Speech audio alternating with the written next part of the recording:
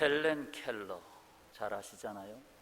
그가 행복에 대하여 이렇게 말했습니다.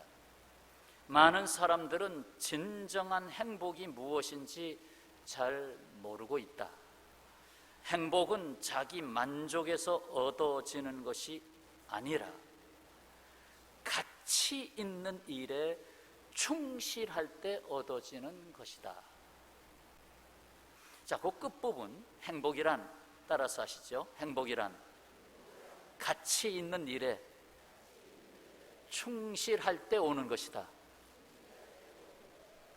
그냥 내가 열심히 일해서 돈을 많이 벌었어요, 그렇다고 행복이 찾아오는 게 아니고 가치 있는 일을 해 나갈 때 비로소 행복이 오는 것이다. 오늘 말씀의 핵심 단어는 가치, 영어로 하면 value죠. value. 가치, 바로 핵심 단어로서 기억해 주시길 바라고, 오늘 말씀은 이 물음으로부터 들어가겠습니다. 인간의 현 주소는 어디입니까?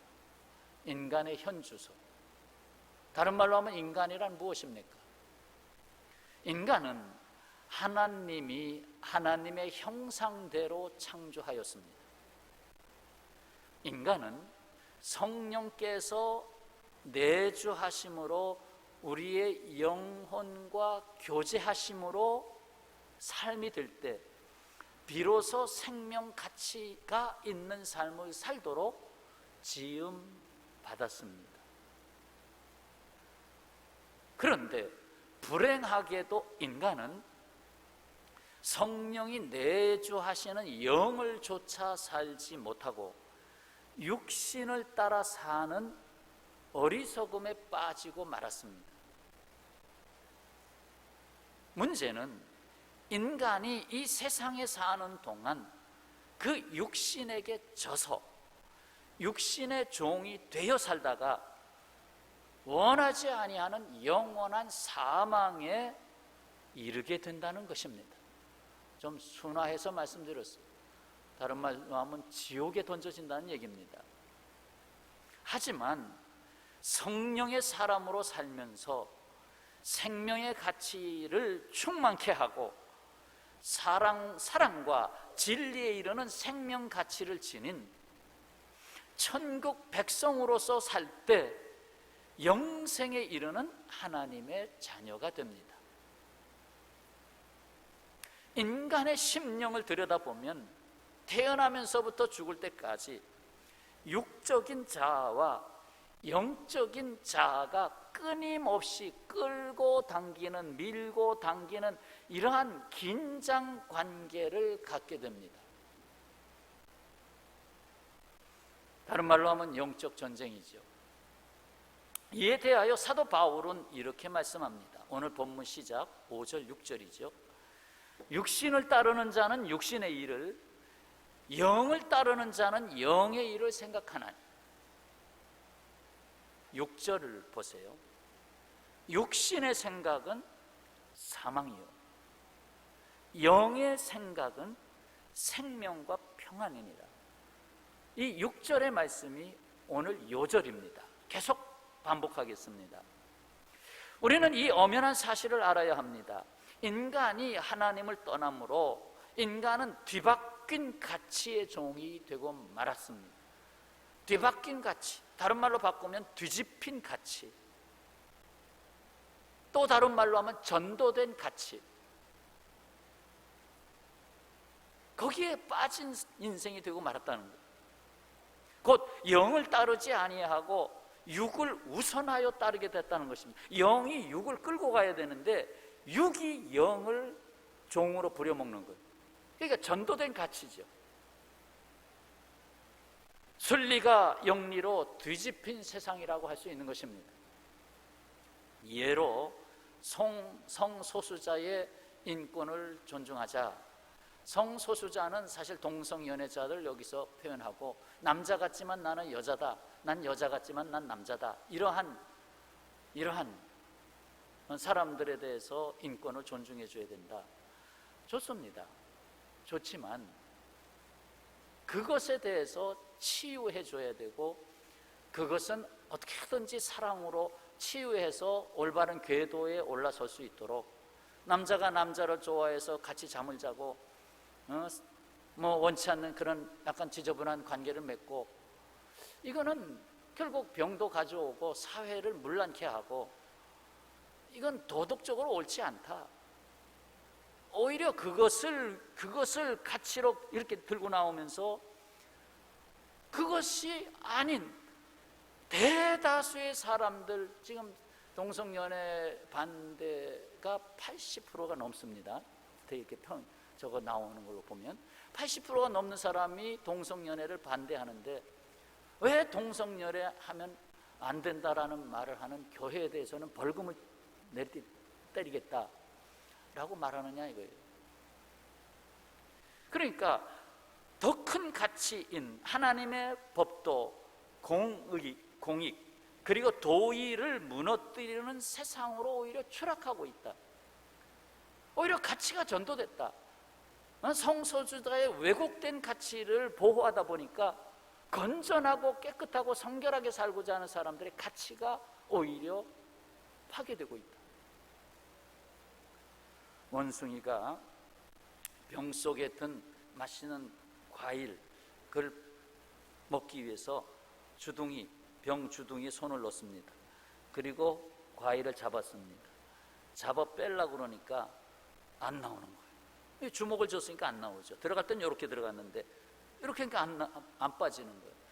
그러면 아예 안 되겠다 하고 놓고 그냥 나오면 되는데, 이거를 놓지 않고, 이 가치를 놓지 않고, 결국은 그 병은 묶여져 있었으니까 결국 주인이 나타나서 잘 됐다 원숭아, 내가 너를 잡아가야 되겠다.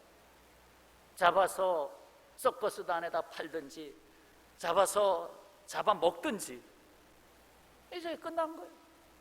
자신의 자유는 끝난 거예요. 마치 비유가 그렇습니다. 이 세상에 내가 생각하는 가치를 잡다가 더 큰 나라고 하는 정체성, 인간의 존엄한 그 가치 자체를 상실하게 되는 그런 문제에 봉착하게 됩니다. 숭고한 가치, 근본의 가치, 영원한 가치를 보지 못하는 것이 다름 아닌 뒤집힌 가치에 자신을 걸고 있다는 문제를 가져오는 것입니다. 예수께서 성전 뜰에서 장사하는 자들의 상을 뒤엎어버린 사건이 있잖아요. 성전, 제사 드리러 오는 사람들, 그러면 그들을 도와줘야죠. 도와준다고 하면서 그 성전 앞에서 장사하는 사람들, 그래 참 도움이 된다, 그런가요? 들어가는 제사 양을 가지고 들어오는 사람 대신 조사해요. 대신 조사위원으로 임명됐어. 이렇게 아이고 여기 조금 무릎이 좀 이상하네, 이 양이 조금 절뚝거리지 않아요? 좀 이상한데 안 돼요. 이거 새로 사가지고 가지고 들어가서, 이건 다 조사가 된 거니까. 결국은 너무나도 폭리 10배 이상의 폭리를 취한 것을 사가지고 들어가야 돼요. 성전세를 오래간만에 와서 성전세를 내야 되겠다.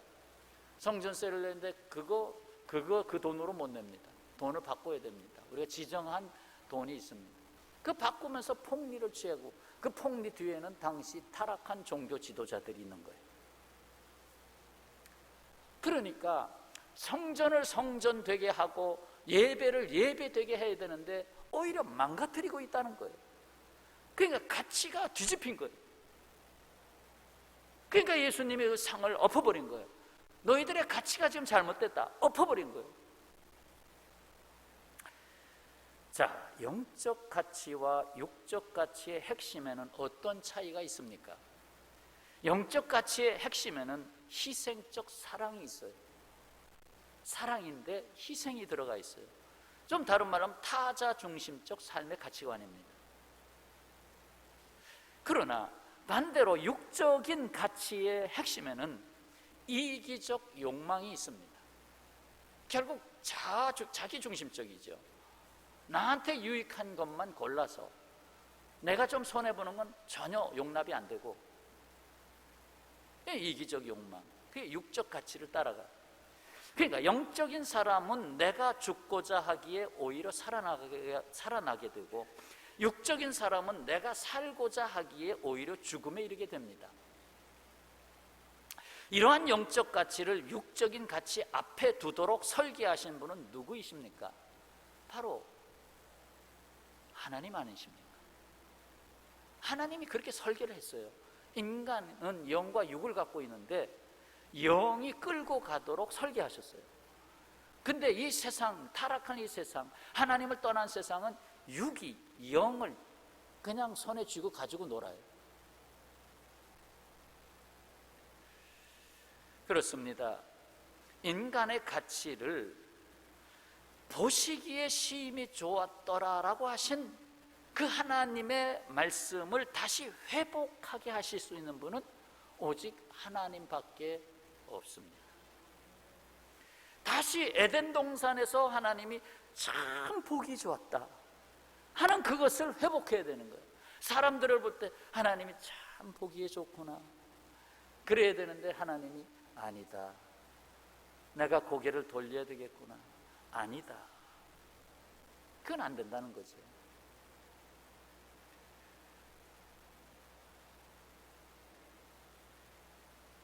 분명히 아셔야 합니다. 하나님은 영적인 가치를 따라 육신을 사용하도록 지으셨어요. 그래서 사도 요한도 이 우선순위를 전해줬습니다. 요한 3서 1장 2절이잖아요. 사랑하는 자여, 내 영혼이 잘된 같이 내가 범사에 잘되고 강건하기를 내가 간구하노라. 영혼이 먼저 잘되는 게 순서라는 거예요. 왜 오늘 교회에 오셨습니까? 영혼이 잘되는 예배의 삶이 있기 때문에 오셨어요. 그렇게 될 때 인간은 영원한 생명의 가치를 지니고 살게 되는 것입니다. 그래서 오늘 6절의 말씀 다시 확인해 보세요. 육신의 생각은 사망이요, 영의 생각은 생명과 평안이니라. 안타깝게도 창세기 6장 3절에서 인간의 현주소가 망가졌습니다. 여호와께서 이르시되 나의 영이 영원히 사람과 함께 하지 아니하리니, 하나님의 영이 사람과 함께 하지 아니하겠으니 이는 그들이 육신이 됨이라. 이제 인간이 육신이 되어버렸다. 영과 육이 온전한 인간으로서의 삶으로 만들어 주셨는데 이제 하나님의 영이 함께 안 하니 이 영이 혼잡한 영으로 빠져버렸어요. 그러니까 육신적 인간이 되고 말았어요. 이미 창세기 6장 3절에서 선언이 됐어요. 석 달 전인 4월 셋째 주일에 세 가지 핵심 가치라는 말씀을 제가 여러분과 함께 나눈 것이 있습니다. 기억이 나실라나? 세 가지 핵심 가치가 있다. 첫 번째 가치는 하나님이 있는 사람에게서 찾을 수 있다. 나의 삶의 중심에 하나님이 계시는가? 두 번째 핵심 가치는 이웃이 있는 사람에게서 찾을 수 있다. 나는 함께하는 삶 속에 내가 존재할 수 있겠는가? 세 번째 가치는 내가 어떤 사람이어야 하는 것을 아는 사람에게서 찾을 수 있다. 나는 누구인가? 곧 자기 정체성, 나는 어떤 사람이어야 하는가를 아는 사람. 육신이 되어버린 사람의 문제는 뒤바뀐 가치의 세상에서 스스로 빠져나올 수 없다는 데 있습니다. 그래서 7절의 말씀입니다.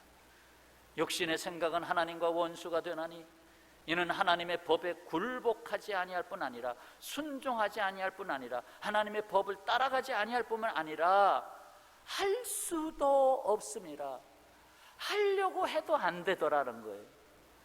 아이고, 내가 이거 분명히 잘못하는 건지 알면서 아무리 고치려고 해도 안 고쳐지는 거예요. 내 힘으로 안 되는 거예요. 이사야서 2장 22절, 너희는 인생을 의지하지 말라. 그의 호흡은 코에 있나니 새말 가치가 어디 있느냐. 그저 콧구멍 두 개로 들락날락하는 그 호흡에 너의 생명이 달려있다. 내 코를 접시 물에다 담가봐라. 너의 생명을 거둘 것이다. 너는 누구냐? 그래서 이번 코로나 사태가 코를 가리게 했잖아요. 코를 가리게 했어요. 뭔가 생각하게 하는 것이 많습니다. 내가 누구냐고 자꾸 묻고 있어요. 이 육신이 되어버린 심각한 문제를 하나님께서 해결하십니다. 자, 오늘 본문 앞에 3절 4절을 봅니다. 3절 4절.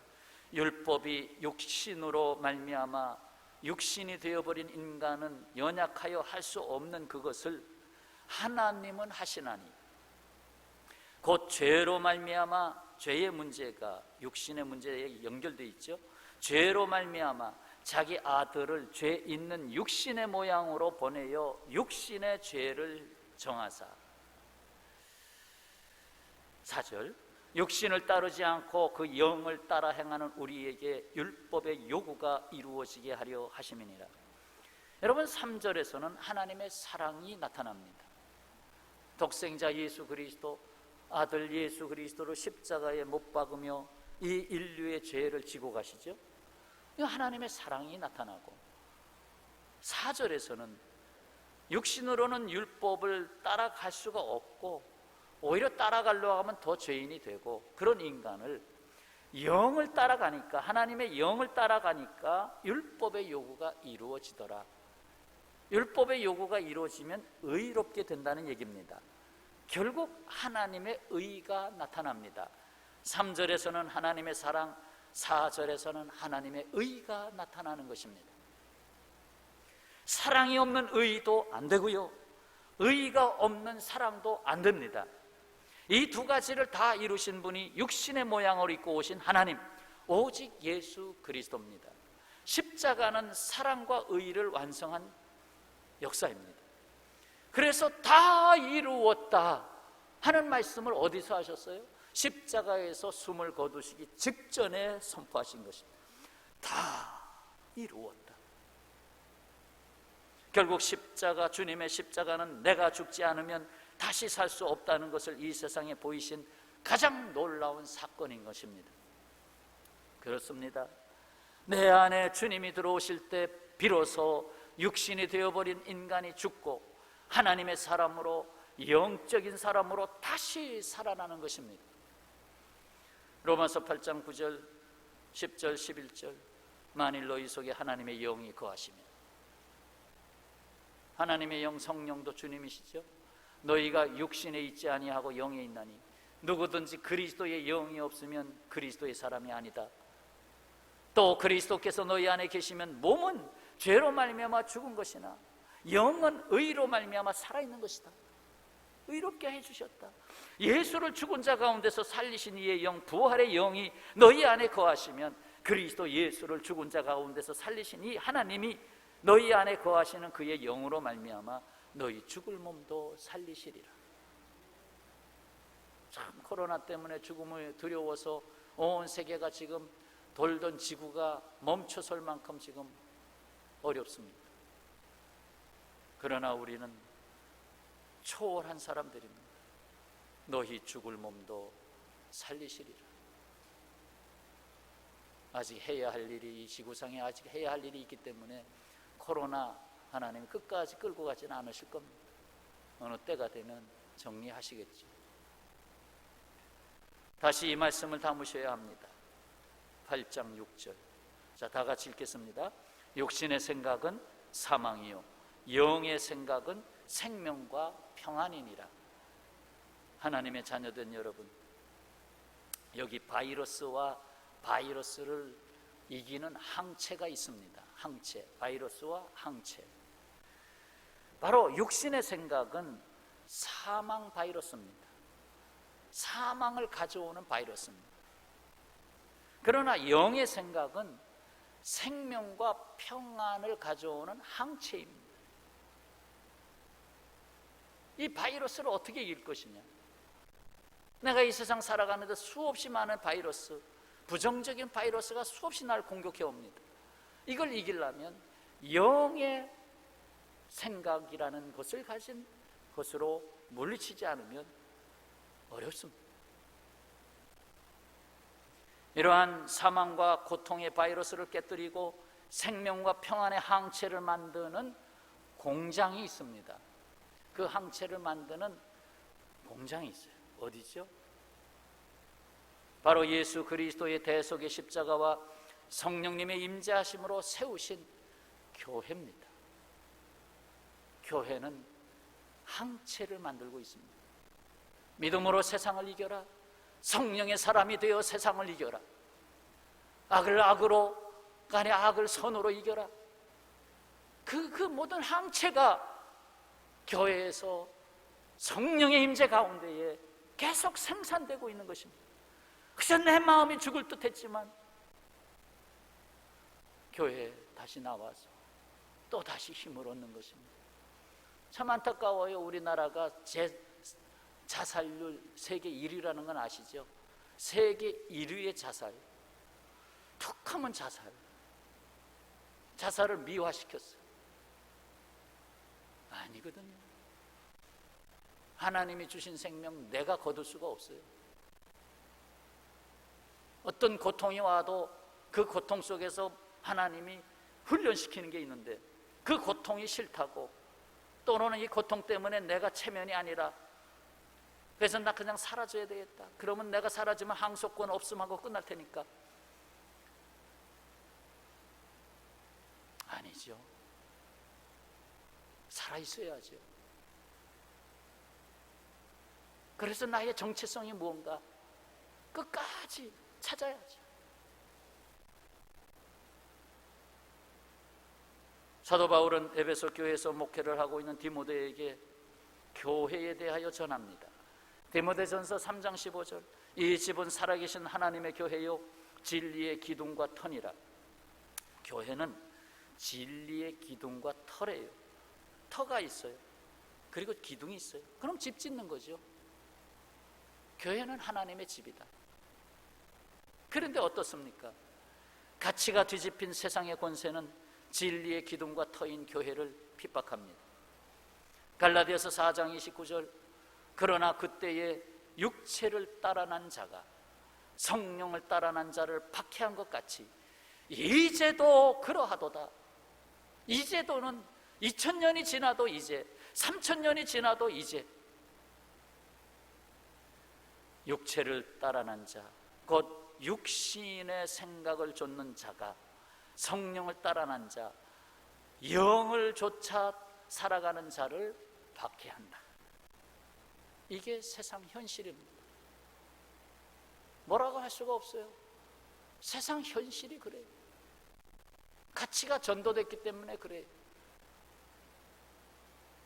그럼에도 오히려 교회는 고난 속에서 성장합니다. 고난 속에서 더 알곡을 맺게 됩니다. 그래서 1943년 그쯤에 순교한 이름 모를 어린 순교자의 기도문이 남아 있습니다. 한번 몇 줄 안 되니 들어보시죠. 어린 순교자인데 너무 깊어요, 내용이. 오 주여, 선한 마음을 가진 자뿐 아니라 악한 마음을 가진 자도 기억하소서. 그러나 그들이 우리에게 준 고통은 기억하지 마소서. 대신 그 고통으로 우리가 맺은 열매를 기억하소서. 우리의 친교, 서로에 대한 충성, 겸손과 용기와 관용, 그런 고난 속에서 자라난 우리의 굳건한 마음을 기억하소서. 핍박자들이 주님께 심판을 받을 때 우리가 맺은 이 모든 열매들을 보시고 그들을 용서하소서. 참 어린 순교자의 기도치고는 너무 우리에게 깨달음을 던져주는 기도가 아닐 수가 없습니다. 사랑하는 성도 여러분, 하나님의 자녀는 호적과 함께 현 주소를 옮긴 사람입니다. 전 주소지가 어디입니까? 에베소서 2장 2절에서 말합니다. 그때의 너희는 과거의 너희는 그 가운데서 행하여 이 세상 풍조를 따르고 공중의 권세 잡은 자 곧 사탄을 따랐으니 곧 지금 불순종의 아들들 가운데 그들을 따르는 이 세속화되어 버린 육신을 따르는 사람들 가운데에 역사하는 영이라 분명히 진단하고 있어요. 전에는 우리도 다 그 가운데서 우리의 육체의 욕심을 따라 지내며 육체와 마음에 원하는 것을 하여 다른 이들과 같이 본질상 진노의 자녀였더니 복을 담을 수 없고 도리어 담는다면 진노밖에 담을 수밖에 없는 그런 삶을 살았다. 그래서 결국 사망으로 간다, 멸망으로 간다. 그러나 옮겨진 호족과 주소가 있습니다. 로마서 8장 14절, 오늘 본문 지나서 사실상의 결론이 나옵니다. 8장 14절 보시면 무릇 하나님의 영으로 인도함을 받는 사람은 곧 누구예요? 하나님의 아들이라. 전에는 진노의 자식이었는데 이제는 하나님의 아들이라. 너희는 다시 무서워하는 종의 영을 받지 아니하고 양자의 영을 받았으므로 우리가 아빠 아버지라 부르짖느니라. 종이 아니라 이제 아들이 됐다. 예수께서 우리를 세대주가 사탄으로 되어 있던 호적에서 파내셔서 하나님을 세대주로 하는 호적으로 옮겨주셨습니다. 이로써 하나님의 양자가 되었습니다. 양자하면 친자보다도 조금 뭐가 거리가 있는 것처럼 느껴지나요? 아니에요. 뜻을 살펴봅시다. 양자, 헬라말로 히오데스야, 이것은 아들, 히오스라고 하는 말과 위치에 두다, 히스템이 두 글자가 합성이 된 겁니다. 결국 양자라는 말은 아들의 위치에 두다라는 뜻입니다. 아들의 위치다. 아들이 됐다는 거예요. 완전하게 아들이 됐다는 거예요. 로마법에서는 양자는 양부의 재산뿐만 아니라 양부가 갖고 있었던 사회적 신분과 명예까지 다 상속받게 되어 있습니다. 그러니까 완전히 하루아침에 신세가 완전히 천지개벽한 거예요. 양자가 되므로 이건 뭐 대단한 겁니다.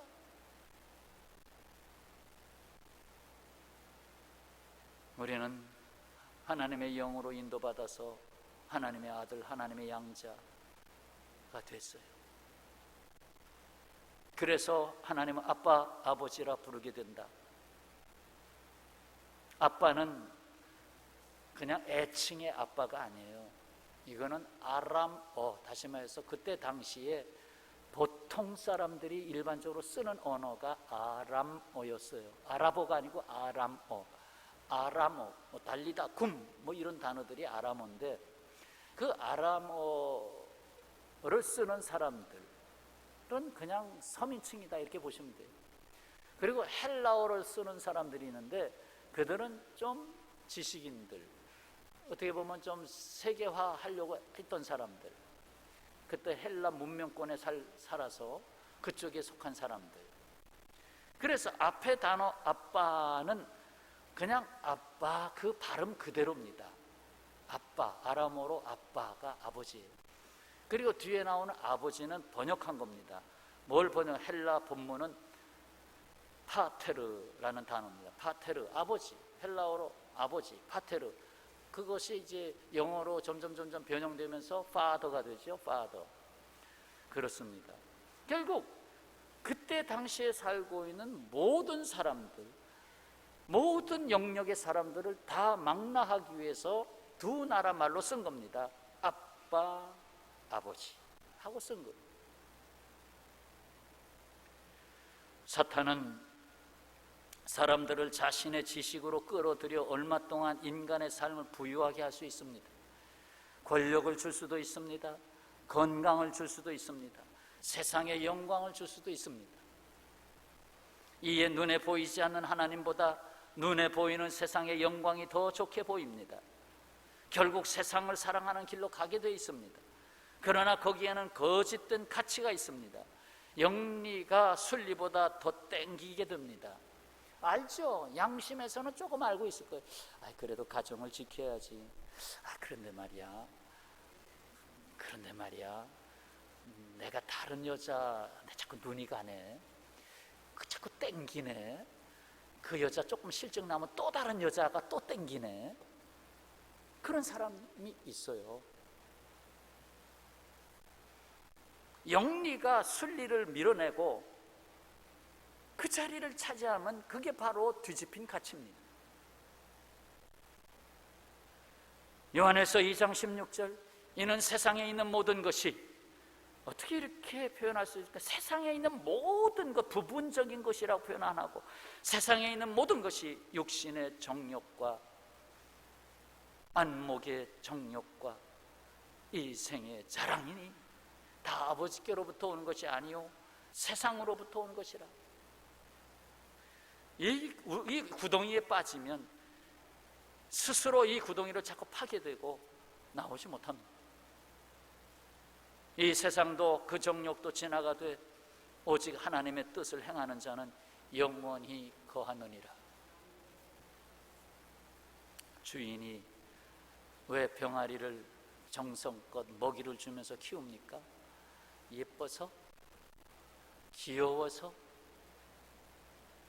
아니죠. 잡아먹으려고. 암탉이면 알을 좀 까다가 아이고 알도 제대로 못 까는데 잡아먹어야지. 수탉이면 요때 먹으면 제일 맛있겠지. 때가 되면 잡아먹으려고. 그래서 병아리에게 먹이를 주는 겁니다. 그러나 병아리는 그 먹이를 주는 주인을 향하여 삐걱삐걱삐걱 꾹꾹꾹꾹꾹 얼마나 좋아합니까? 마찬가지로 마귀는 우리를 잡아먹으려고 좋아하는 것을 계속 줍니다. 세속적인 만족의 중독자가 되게 합니다. 마약에도 중독되기도 하고 때로는 술에 중독되기도 하고 때로는 좀 어두움의 권세에 중독되기도 하고 결국 내가 누군지 그 정체성마저 뺏기게 됩니다. 결국은 사탄에게 잡아먹히고 맙니다. 그것이 멸망에 이르는 사망입니다. 살아있으나 죽은 것입니다. 사랑하는 성도 여러분, 결코 이 말씀을 잊지 마시기 바랍니다. 오늘 여러 번 반복해서 강조했습니다. 육신의 생각은 사망이요, 영의 생각은 생명과 평안이니라. 제가 앞에 읽으면 뒤에 답을 여러분이 읽어주시기 바랍니다. 육신의 생각은, 영의 생각은, 로마서 8장 6절 말씀. 이제 자신을 돌아봅니다. 내가 늘 생각하는 것이 무엇인가? 하루 살아가는데 생각하고 있는 게 무엇인가? 무엇을 많이 생각하고 있는가? 어떤 사람을 많이 생각하고 있는가? 어떤 일을 많이 생각하고 있는가? 점검해 보세요. 한번 한 주간 동안 나의 생각의 좌표, 영의 생각, 육의 생각을 완전하게 나눌 수는 없지만, 왜? 육은 영을 위해서 심부름도 하니까 완전히 나눌 수는 없지만, 그래도 지배적으로 이건 영의 생각이다, 이건 육의 생각이다, 가운데 손을 딱 꽂고 일주일 동안 훈련해 보시죠. 나는 영에 속한 삶을 살고 있는가? 코로나는 우리를 시험하고 있어요. 코로나가 그렇게 나쁜 게 아니에요. 너 육신에 속한 사람이냐, 영에 속한 사람이냐를 시험하고 있어요. 고린도전서 2장 12절 한 절의 말씀을 담고 말씀을 맺겠습니다. 우리가 세상의 영을 받지 아니하고 오직 하나님으로부터 온 영을 받았으니 이는 우리로 하여금 하나님께서 우리에게 은혜로 주신 것들을 알게 하려 하심이라. 은혜로 된 것을 아는 삶. 사도 바울이 나의 나 된 것은 오직 하나님의 은혜로 된 것이니, 은혜로 되는 것을 아는 사람은 거듭난 사람이고 행복한 사람입니다. 근데 은혜로 되지 아니하고 소욕으로, 육신의 소욕으로 뭔가를 이루려고 하는 사람은 거듭나지 못했을 가능성이 많습니다.